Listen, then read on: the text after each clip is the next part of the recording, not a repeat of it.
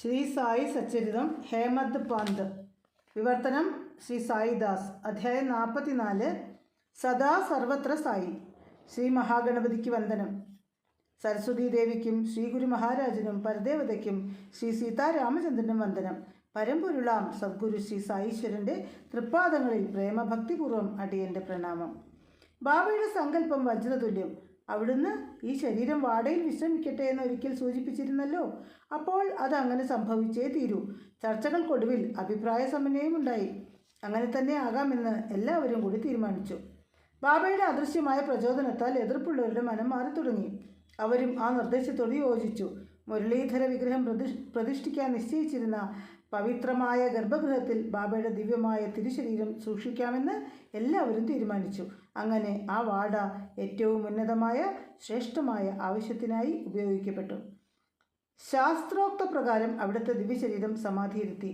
മുരളീധര വിഗ്രഹം സ്ഥാപിക്കാൻ ഉദ്ദേശിച്ച ദിക്കിൽ ബാബ തന്നെ സ്വയം മുരളീധരനായി നിലകൊണ്ടു. വാട അതോടെ ലോകത്തിലെ ഏറ്റവും പവിത്രമായ ശ്രീകോവിലായി മാറി. ബാബയുടെ ശരീരത്യാഗത്തെക്കുറിച്ചുള്ള സൂചനകൾ കുറച്ച് ദിവസം മുമ്പേ ഉണ്ടായതാണ്. വർഷങ്ങളായി ബാബയുടെ കൈവശം ഒരു ഇഷ്ടിക ഉണ്ടായിരുന്നു. മണിക്കൂറുകളോളം അവിടുന്ന് ഈ ഇഷ്ടികയുമായി ധ്യാനിക്കാനിരിക്കും. വർഷങ്ങളായി അവിടുന്ന് ഈ പതിവ് തുടർന്നു പോരുന്നു. ബാബ മസ്ജിദിൽ ഇല്ലാതിരുന്ന ഒരു സമയം ഒരു ബാലൻ അവിടം തൂത്തുവൃത്തിയാക്കുകയായിരുന്നു. അവൻ ഇഷ്ടികയിരുന്ന ഭാഗം തൂത്തുവാരാനായി അത് മെല്ലെ എടുത്തു. വിധിയെന്ന് പറയട്ടെ, ഇഷ്ടിക ബാലൻ്റെ കയ്യിൽ നിന്നും വഴുതി വീണു. അത് രണ്ടായി ഉടഞ്ഞു. വിവരം ബാബയെ അറിയിച്ചു. അവിടുന്ന് ഉടൻ തന്നെ പറഞ്ഞു, ഉടഞ്ഞത് ഇഷ്ടികയല്ല, ഞാൻ തന്നെയാണ്. ആ സ്വരത്തിൽ ദുഃഖം ഉണ്ടായിരുന്നതായി തോന്നി. അവിടുത്തെ നയനങ്ങൾ ഈറനണിഞ്ഞതുപോലെ കാണപ്പെട്ടു. ആ ഇഷ്ടിക എന്നെ സദാ ആത്മാവുമായി ബന്ധപ്പെടുത്തിയിരുന്നു. എൻ്റെ ജീവനെപ്പോലെ അതെനിക്ക് പ്രിയങ്കരമായിരുന്നു. അതെന്നെ വിട്ടുപിരിഞ്ഞു. ആ ചങ്ങാതി ഇല്ലാതെ എനിക്ക് എത്ര കാലം ജീവിക്കാനാകും? അതെന്നെ ഉപേക്ഷിച്ചു പോയി. ഇങ്ങനെ ബാബ ആ ഇഷ്ടികയുടെ ഗുണഗണങ്ങൾ ഏറെ പറഞ്ഞു. ബാബ ദുഃഖിതനെ പോലെ കാണപ്പെട്ടു. ഒരു ഇഷ്ടികയെക്കുറിച്ച് ഓർത്ത് ഒരു യോഗീശ്വരൻ ഇത്രയേറെ ദുഃഖിക്കുന്നുവോ എന്ന് തോന്നിയേക്കാം. അവതാര പുരുഷന്മാർ വരുന്നത് തന്നെ ദുർബലരെയും പതിതരെയും സംസാരസാഗരം താണ്ടുന്നതിന് ഉപായം കാണിച്ചു കൊടുക്കാനാണ്. അകമേ ജ്ഞാനപൂർണരെങ്കിലും ഇവർ ബാഹ്യദൃഷ്ടിയിൽ സാധാരണക്കാരെ പോലെ ചിലപ്പോൾ തോന്നിപ്പിക്കും. ജനങ്ങളുമായി ഇടപഴകി താനും അവരിൽ ഒരാളെന്ന് തോന്നിപ്പിക്കാനായി കളിയും ചിരിയും എല്ലാം അവർ ചെയ്യുന്നു. പക്ഷേ ഉള്ളാലെ അവർ ശാന്തരും സ്ഥിതപ്രജ്ഞരുമാണ്. അതിനാൽ ഒരിക്കലും ബാഹ്യചേഷ്ടകളിൽ നിന്നും അവതാര പുരുഷനെ അളക്കാൻ ശ്രമിക്കരുത്. സായീശ്വരൻ്റെ മഹാസമാധിക്ക് മുമ്പ്, അതായത് 32 വർഷം മുമ്പ്, 1886 ഒരിക്കൽ അവിടുന്ന് ശരീരം ത്യജിക്കാൻ ഒരുമ്പെട്ടതാണ്. പക്ഷേ മാലസമിതിയുടെ തപസ് അതിനെ തടഞ്ഞു. ആ സംഭവം ഇങ്ങനെയായിരുന്നു. മാർഗശീർഷ മാസത്തിലെ വെളുത്തപക്ഷം പൗർണമി നാൾ. അന്ന് ബാബ കടുത്ത ആസ്മയാൽ വളരെ അസ്വസ്ഥനായി. അതികഠിനമായ രോഗപീഠ മൂലം അവിടുന്ന് ശരീരത്തിൽ നിന്നും വിട്ടുനിൽക്കാൻ തീരുമാനിച്ചു. അതായത് നിർവികൽപ്പ സമാധിയിൽ പ്രവേശിക്കാൻ തീരുമാനിച്ചു. ബാബ മാലസമിതിയോട് പറഞ്ഞു, ഞാൻ പോകുന്നു. ഈ ശരീരം 3 ദിവസത്തോളം സൂക്ഷിക്കുക. എന്നെ ഉണർത്താൻ ശ്രമിക്കേണ്ട. ഞാൻ മടങ്ങി വന്നാൽ എല്ലാം ശരിയാകും. ഇല്ലെങ്കിൽ അവിടെ ആ സഭാമണ്ഡപത്തിൻ്റെ മൂല ചൂണ്ടിക്കാണിച്ച് എന്നെ സമാധിയിരുത്തുക. അടയാളത്തിനായി ആ സ്ഥലത്ത് 2 കൊടിക്കൂറകൾ സ്ഥാപിക്കൂ. ബാബ ഇത്രയും നിർദ്ദേശങ്ങൾ നൽകി. രാത്രിയായി. നാഴികമണി 10 അടിച്ചു. ബാബ ശരീരം വിട്ടു. ആ നിമിഷം ശരീരം നിശ്ചലമായി. മാലസമിതി അവിടുത്തെ ശിരസ് തൻ്റെ മടിയിൽ വെച്ചു. തെല്ലും ശ്വാസമില്ല. നാഡീസ്പന്ദനം അളക്കാനാവാത്തതായി. ശരീരത്തിൽ നിന്നും ജീവൻ പോയതിൻ്റെ എല്ലാ ലക്ഷണങ്ങളും ഉണ്ടായിരുന്നു. വല്ലാത്തൊരവസ്ഥയായിരുന്നു അത്. ജനങ്ങൾ ആകെ ദുഃഖാകുലരായി. മാലസമിതി സായിനാഥൻ്റെ ആജ്ഞ അക്ഷരം പ്രതി അനുഷ്ഠിച്ചു. അദ്ദേഹം ബാബയുടെ ശിരസ് മടിയിൽ നിന്നും താഴെ വെച്ചില്ല. ഗ്രാമം മുഴുവനും മസ്ജിദിലേക്ക് ഒഴുകി. അത്ഭുതകരമായ ആ അവസ്ഥ അവർ കണ്ടു, കണ്ണീരൊഴുക്കി. ദിവസങ്ങൾ കഴിഞ്ഞതോടെ ജനങ്ങൾക്കിടയിൽ ഒരു അഭിപ്രായം രൂപപ്പെട്ടു. ബാബ തങ്ങളെ വഞ്ചിച്ചു. താൻ ശരീരം വിടുന്ന വാർത്ത ശ്രദ്ധയ്ക്ക് താങ്ങാൻ കഴിയാത്തതുകൊണ്ട് ബാബ ഇങ്ങനെയൊരു നാടകമാടിയതാണ്. ഈ ആഘാതത്തിൻ്റെ ശക്തി കുറയ്ക്കാനായിട്ടാണ് 3 ദിവസം കാത്തിരിക്കൂ എന്നരുളിയത്. 2 ദിവസം കടന്നുപോയി. മൗലവി, ഫക്കീർ മുള്ള തുടങ്ങിയവർ ശരീരം എന്തു ചെയ്യണമെന്ന് ചർച്ചയായി. അപ്പ കുൽക്കർണിയും കാശിറാമും ബാബ സ്വധാമത്തിലേക്ക് മടങ്ങിയെന്ന് കരുതി ശരീരം എങ്ങനെ സംസ്കരിക്കണമെന്ന ആലോചനയിലുമായി. പക്ഷേ ഒരു വിഭാഗം ജനങ്ങൾ ശക്തിയായി എതിർത്തു. ക്ഷമയോടെ കാത്തിരിക്കൂ. അവിടുന്ന് കൽപ്പിച്ചതുപോലെ നമുക്ക് 3 ദിവസം മുഴുവനും കാത്തിരിക്കാം. ആ തിരുനാവിൽ നിന്ന് ഇതേവരെ പാഴ്വാക്കുകൾ ഉയർന്നിട്ടില്ലല്ലോ. തണുത്ത് മരവിച്ച ഈ ശരീരത്തിലേക്ക് ഇനി എങ്ങനെ ജീവൻ തിരിച്ചെത്തും? നമ്മൾ ഇത്ര വിഡ്ഢികളാകാമോ? എന്നൊക്കെയായി എതിർപക്ഷത്തിൻ്റെ ന്യായവാദങ്ങൾ. മാലസമിതിയാകട്ടെ തൻ്റെ ഇഷ്ടദേവൻ്റെ ശിരസ്സും മടിയിൽ വെച്ച് പ്രാർത്ഥനയുമായി ആ കാത്തിരിപ്പ് തുടർന്നു. 3 ദിവസം കഴിഞ്ഞു. പുലർച്ചെ 3 മണി. ബാബയുടെ ഉദരത്തിനടിഭാഗം മെല്ലെ സ്പന്ദിക്കുന്നത് പോലെ മാലസബ്ദിക്ക് തോന്നി. ക്രമേണ ആ മിടിപ്പ് വർദ്ധിച്ചു വന്നു. ശരീരത്തിൽ ജീവൻ വരുന്നതിൻ്റെ ലക്ഷണങ്ങൾ പ്രത്യക്ഷപ്പെട്ടു. മരവിച്ച ശരീരം മെല്ലെ മെല്ലെ ചൂട് പിടിച്ചു. ശരീരം ചലിച്ചു. ഉണർവ് പ്രത്യക്ഷമായി തുടങ്ങി. സായീശ്വരൻ മെല്ലെ ബാഹ്യബോധത്തിലേക്ക് തിരിച്ചു വന്നു. ഭക്തജനങ്ങൾ വലിയൊരു ദുരന്തം ഒഴിവായ ആശ്വാസത്തിലായിരുന്നു. മാലസപതി അത്യാദരവോടെ അത്യാഹ്ലാദത്തോടെ ബാബയുടെ മുഖകമലങ്ങളിൽ കണ്ണു നട്ടിരുന്നു. സായി മെല്ലെ തലകുലുക്കി മന്ദാസിച്ചു. അവിടുന്ന് മരിച്ചു എന്ന് കരുതി സമീപം നിന്നിരുന്ന മൗലവിയുടെയും ഫക്കീറിൻ്റെയും മുഖം വിളറി. ഒന്ന് ആലോചിച്ചു നോക്കൂ. മാലസപതിയുടെ ദൃഢനിശ്ചയം ഇളകിയിരുന്നെങ്കിൽ, ഫക്കീറിൻ്റെയും മൗലവിയുടെയും വാക്കുകൾ കേട്ടിരുന്നെങ്കിൽ, ഹാവു എത്ര ഭയങ്കരമാകുമായിരുന്നു ആ അവസ്ഥ. ഏതായാലും ബാബയുടെ പുനർവരവ് എല്ലാവരിലും ആഹ്ലാദമൊഴുക്കി. പ്രിയ വായനക്കാരെ, ഈ സമയം മഹത്തായ സത്യം ഗ്രഹിക്കാൻ ശ്രമിക്കൂ. ഈ ശരീരം പഞ്ചഭൂതങ്ങൾ കൊണ്ട് നിർമ്മിതമാണ്, മാത്രമല്ല നശ്വരവും. ഇതിനകത്ത് കുടികൊള്ളുന്ന ആത്മാവാകട്ടെ സ്വതന്ത്രവും നാശമില്ലാത്തതുമാണ്. ശരീരത്തെ നിയന്ത്രിക്കുന്ന ജീവശക്തിയാണ് ആത്മാവ്. അതുതന്നെയാണ് ബ്രഹ്മവും.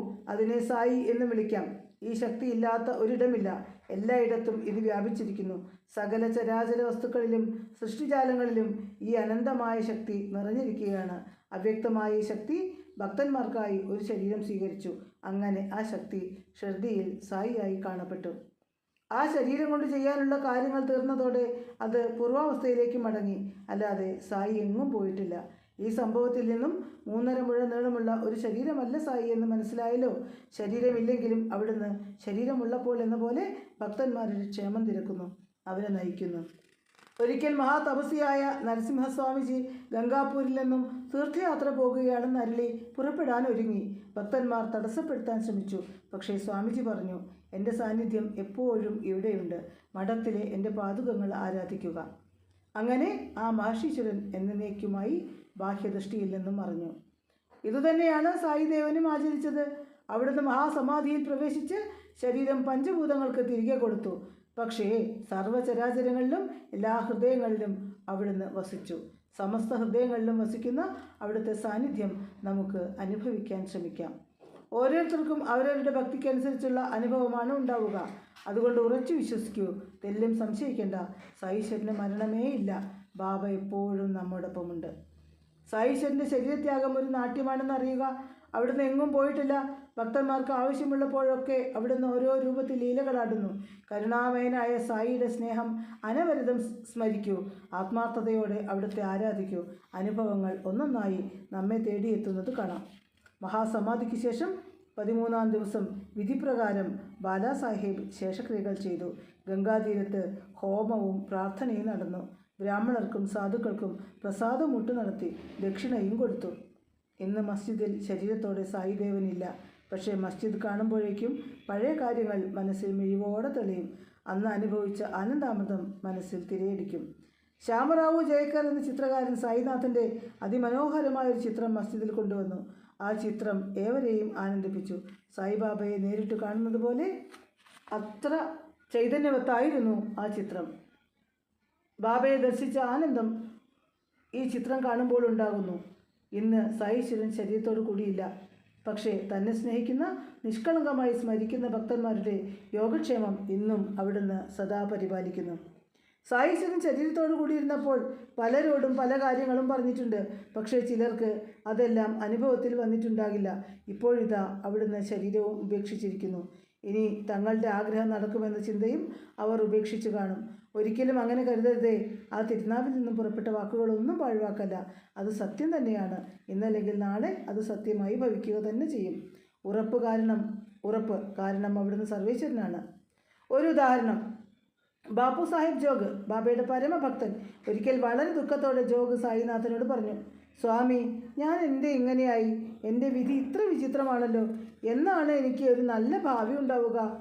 സ്വാമി, അവിടുത്തെ കൃപയാൽ അനേക വർഷങ്ങൾ എനിക്ക് അവിടുത്തെ സേവിക്കാൻ മഹാഭാഗ്യം ലഭിച്ചു. എന്നിട്ടും എൻ്റെ ചപല മനസ്സ് ശുദ്ധമായില്ല. അതിന് സ്വസ്ഥതയും ശാന്തിയും ലഭിച്ചില്ല. എന്തിനാണ് എനിക്ക് ഇങ്ങനെ ഒരു ദുർവിധി? സ്വാമി, അവിടുത്തെ സ്പർശിച്ചതിലുള്ള ഫലം മുഴുവൻ പാഴിലായോ? എനിക്ക് നല്ലൊരു ആത്മീയ ജീവിതമില്ലേ?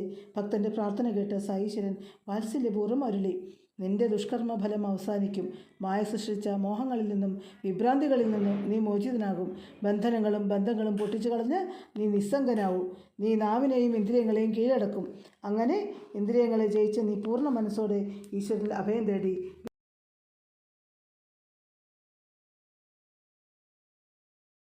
കുറച്ചു കാലം കഴിഞ്ഞപ്പോൾ ബാബയുടെ വാക്കുകൾ ഓരോന്നും സത്യമായി തീർന്നു. ഗുരുകൃപയാൽ ജോഗ് വൈരാഗ്യം നേടി. ഭാര്യ, മക്കൾ, ബന്ധുജനങ്ങൾ എന്നിവരിൽ നിന്നും ഉപേക്ഷിക്കാൻ അദ്ദേഹത്തിനായി. വൈരാഗ്യം സ്വാഭാവികമായി വന്നു ചേർന്നു. ഒടുവിൽ അദ്ദേഹം സന്യാസം സ്വീകരിച്ചു. പരമ്പൊരുളിൽ ലയിക്കുകയും ചെയ്തു. അങ്ങനെ സായീശ്വരൻ്റെ വചനങ്ങൾ അക്ഷരം പ്രതി സത്യമായി ഭവിച്ചു.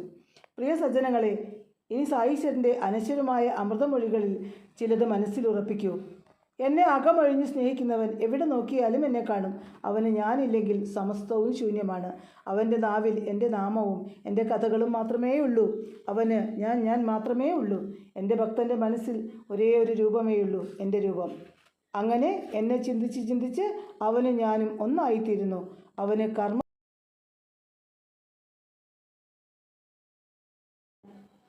എൻ്റെ ഭക്തനെ കാത്തു നിൽക്കും. ഏകാഗ്ര മനസ്സോടെ എന്നിൽ ശരണം തേടിയവൻ്റെ സകല ഉത്തരവാദിത്വവും എൻ്റെയാണ്.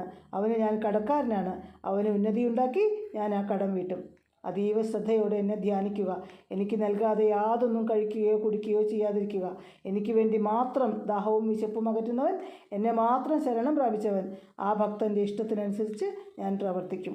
അവനെക്കുറിച്ചായിരിക്കും സദാ എൻ്റെ ചിന്തകളും.